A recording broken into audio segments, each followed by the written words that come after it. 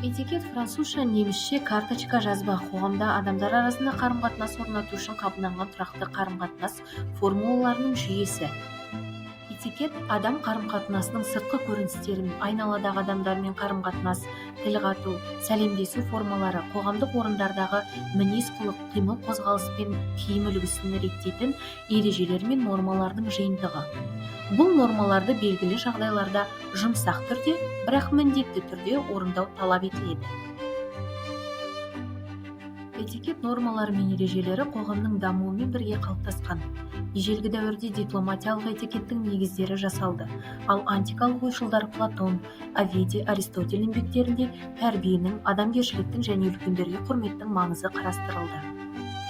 Этикеттің практикалық мәні адамдардың әртүрлі жағдайларда өзара әрекеттесуіне және қарым-қатынас орнатуына дайын қалыптасқан тәсілдердің ұсынуында. Этикетті сақтау жағымды әсер қалдырып, іскерлік байланыс орнатуға және сыпайылық дағдыларын қалыптастыруға көмектеседі. Этикет атауы 17-18 ғасырлар тоғысында Францияда пайда болды. Людовик XIV сарайындағы қабылдау кезінде қонақтарға мінез-құлық ережелер жазылған карточкалар таратылды. Бұл дәуірде этикет нормалары аристократияның сән-салтанаты мен ләззатқа құштарлығын бейнелейді. Ал сіз үшін этикет деген не?